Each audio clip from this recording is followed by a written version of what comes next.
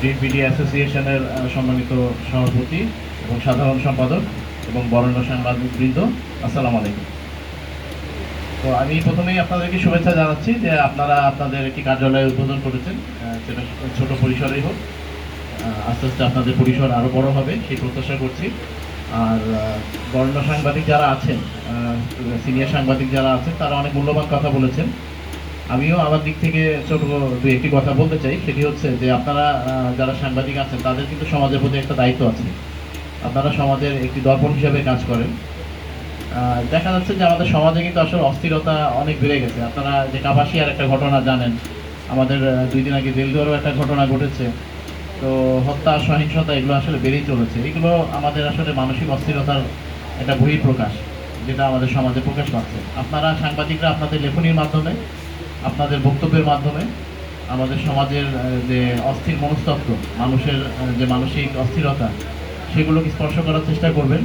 আমাদের সমস্যাগুলো তুলে ধরার চেষ্টা করবেন।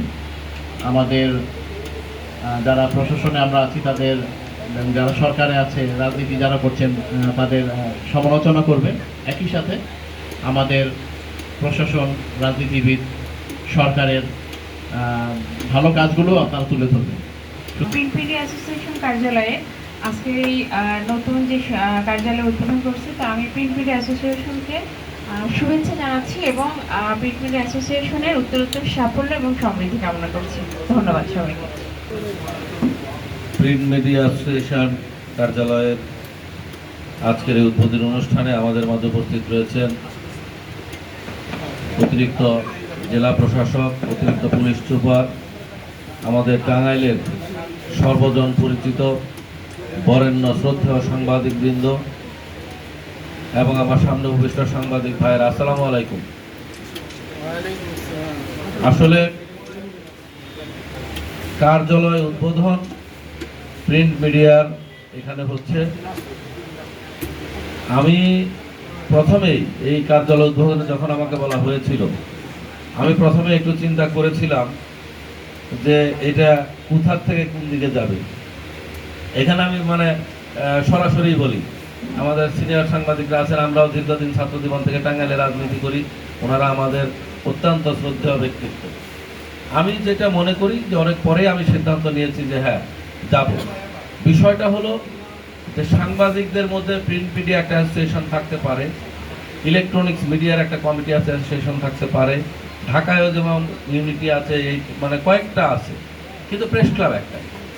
এখানে এই যে আমাদের সিনিয়র সাংবাদিক, আমাদের অত্যন্ত শ্রদ্ধেয় ব্যক্তিত্ব, যে বারবার ওনারা তিনজন একটা কথা বলেছেন যে আমাদের যদি সেই মূলে আমরা ফিরে যেতে চাই, আমাদেরকে সেই জায়গায় ফিরে যেতে হবে।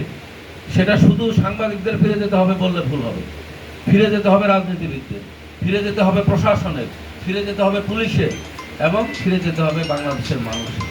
আমরা সকলে মিলে যদি আমাদের আগের জায়গায় ফিরে যাই, যে 5ই আগস্ট যে বিপ্লব আমরা সংগঠিত করেছি, যে বিপ্লবে আমাদের সন্তানেরা আমরা দীর্ঘদিন লড়াই সংগ্রাম করে জীবন দিয়েছি নতুন একটি বাংলাদেশের জন্য, সেটা আমাদের সফল হবে।